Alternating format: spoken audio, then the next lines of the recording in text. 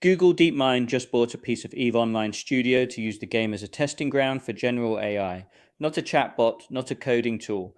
A living game world with a 20-year player-driven economy. If you don't know EVE Online, here's what you need. It's a sci-fi MMO that's been running since 2003.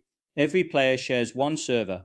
There's a real economy, political alliances, corporate espionage, market manipulation, all emergent, all player-driven. It's the most complex, persistent game world ever built, and DeepMind thinks it's the perfect place to test artificial general intelligence. This is the first time a frontier AI lab has taken an equity stake in a game studio to use its world as an AI sandbox, not a partnership, not a licensing deal. DeepMind put actual money into this company. They're betting that the path to smarter AI runs through a game that's been alive for over 2 decades. For anyone building games with AI, that's the strongest signal you'll ever get that this field matters. Not a niche, not a sideshow, the frontier. Let's break down what actually happened. The studio behind EVE Online, CCP Games, just rebranded as Fenris Creations. They bought themselves out from their parent company, Pearl Abyss, for $120 million. They went independent. At the same time, Google DeepMind took a minority stake in the new company. The deal has two parts. First, DeepMind will run AI experiments inside a specially built offline version of EVE Online on a local server. No impact on live players. Second, the two companies will explore what they call new gameplay experiences enabled by these technologies. That's the line that should get your attention. The research focus is specific and telling. DeepMind wants to study three things inside EVE systems: long horizon planning, memory, and continual learning. Let me translate those into game dev terms. Long horizon planning means an AI agent that can pursue goals over days, weeks, or months, not just react to the next input. Think of an NPC that starts a long compound on day one and executes it over 30 play sessions. Memory means the agent remembers what happened before and adjusts, not a save file, actual contextual memory that shapes future decisions. Continual learning means it gets better over time without being retrained from scratch. These are the three hardest problems in AI research right now, and DeepMind chose a game as the place to solve them. Demis Hassabis, DeepMind CEO, said something in the announcement that most people will skip past. He started his career designing and programming simulation games like Theme Park. He said games have always been at the heart of DeepMind's breakthroughs. He's known EVE CEO Hilmar Vigar Petusen for many years. This isn't a corporate deal negotiated by business development teams. This is two people who've spent their careers at the intersection of games and AI deciding to go deep together. Hassabis called EVE a one-of-a-kind simulation for testing general-purpose artificial intelligence in a safe sandbox environment.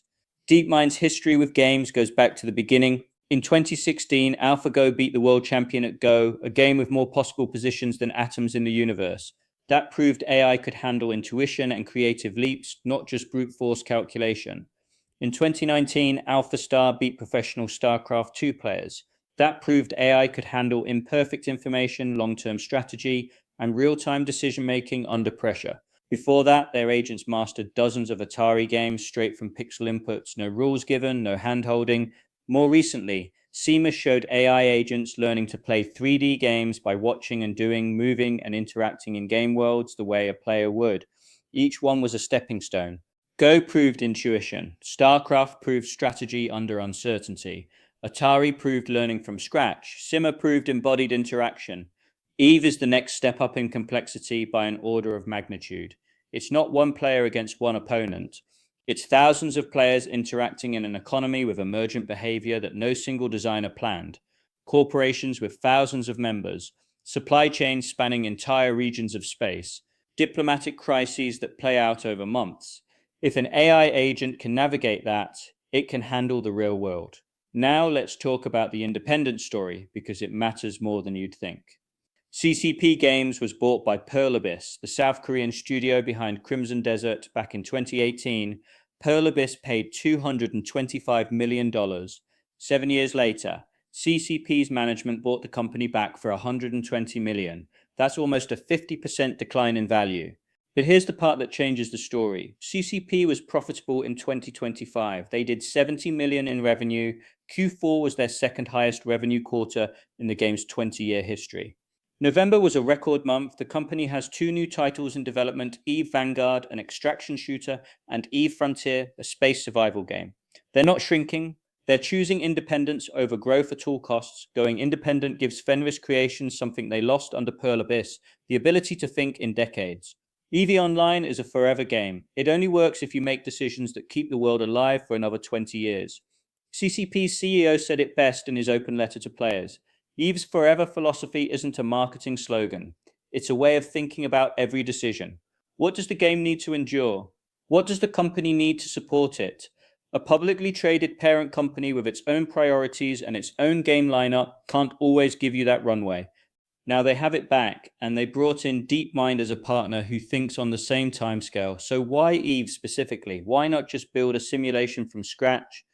Because you can't fake 20 years of emergent behavior. Eve's economy isn't scripted. It emerged from millions of player decisions over 2 decades. Players have engineered market crashes that started from a single betrayal inside a corporation. Political alliances have shifted the balance of power for years at a time. Supply chains that real players built, maintained, and sometimes deliberately destroyed. One infamous heist involved a player infiltrating a corporation for months before stealing everything and walking away with trillions of in-game currency. That's not a designed event. That's emergent human behavior inside a system. No lab environment can replicate that complexity. No synthetic benchmark comes close. DeepMind knows this better than anyone. They've tested AI in controlled environments for years. Clean benchmarks, scored evaluations, level playing fields.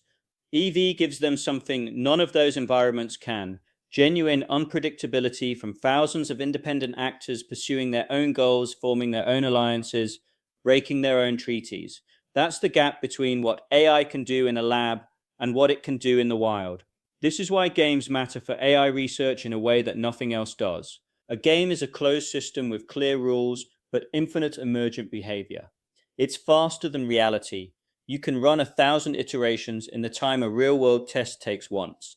It's higher stakes than a lab because the agents have to compete with entities that are genuinely trying to win, and it's transparent. You can see every input and output, every decision and consequence. Games have always been AI's proving ground. Eve is just the biggest, most complex proving ground anyone has ever tried. Now let's talk about the line that matters most for game developers. The announcement said the two companies will explore new gameplay experiences enabled by these technologies. Read that again. That's not research language. That's product language. They're not just testing AI inside Eve. They're planning to ship AI-powered features to Eve players. Think about what that could look like in practice. AI NPCs that remember your interactions across sessions. Not scripted dialogue trees with free branches. Actual agents that form opinions about you, remember what you did last time, and adjust their behavior accordingly. A faction leader who remembers that you betrayed their ally 3 months ago and treats you with suspicion from that point forward. A trader who noticed you always buy low and sell high and starts adjusting their prices when you show up. Dynamic economies that respond to player behavior in ways no designer could script. Not a preset supply curve, an actual adaptive market that reacts to player strategies, develops bubbles, corrects itself, and creates opportunities for players who pay attention. Enemies that learn from your tactics and force you to adapt. Storylines that emerge from the intersection of player choices and AI-driven systems rather than a designer's branching narrative. The story isn't written, it happens. And here's the thing, these aren't far future ideas. The underlying technology exists today. Large language models can handle memory and reasoning. Reinforcement learning agents can pursue long-term goals. APIs exist to connect these systems to a game loop. The missing piece has always been a testing environment complex enough to stress test these systems at scale. That's what Eve gives DeepMind, a world with real players, real stakes, and real complexity. Once they figure out what works in Eve, those patterns transfer to every other game. For indie devs, this is the direction worth paying attention to. You don't need DeepMind's budget to start experimenting with AI-driven gameplay. You need a game loop and an API key, a language model powering an NPC that remembers player choices across sessions, procedural content that adapts to how your players play, enemies that get smarter over time based on how your community approaches encounters. Think about your last project. You probably spent weeks writing dialogue trees, scripting patrol routes, hand-placing loot in every room, and balancing an economy that players figure out in 2 days. What if an NPC merchant adjusted its prices based on what it observed about your buying patterns? What if enemy patrols changed their routes after the third time you ambushed them in the same spot? What if quest givers remembered that you helped them last time and offered you something different than a new player gets? That's not science fiction. That's an API call inside your game loop. The tools are available right now. The design patterns are still being figured out, and that's the opportunity. You're not building what AAA studios build. You're building what they can't because they ship on 5-year cycles and need to appeal to everyone. An indie dev can ship an AI-driven NPC system in a small game and learn more in a month than a AAA studio learns in a year of committee meetings. The first devs who figure out which AI systems are fun and which ones are annoying, those are the devs who define this generation of game design.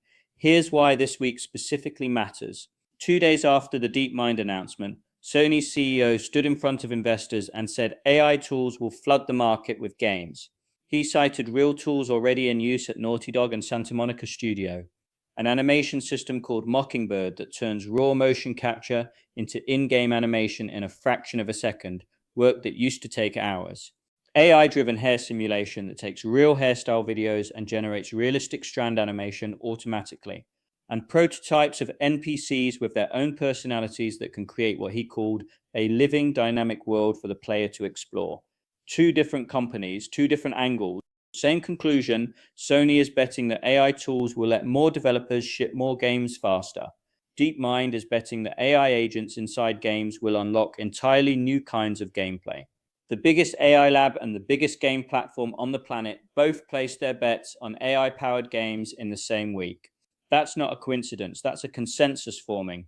If you're an indie developer and you're not thinking about AI in your game design, not just in your workflow, but in the game itself, you're already behind. The conversation has shifted.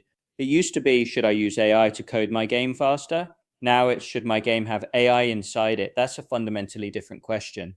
And the answer is becoming obvious. Everything I just described, AI-driven NPCs, adaptive gameplay, procedural systems that respond to players, that's exactly what we're building inside AI Craft. Not in theory. On real game projects with real tools, shipping real features, people in the community are wiring language models into NPC dialogue systems. They're building procedural quest generators that respond to player behavior. They're testing enemy AI that adapts to how you play. DeepMind just validated this entire approach with a 9-figure investment. We're already doing it at the indie scale. If you want to see what AI-powered gameplay actually looks like in a game you could ship this year, join the community, links in the description. Please feel free to subscribe and check out the links in the description below.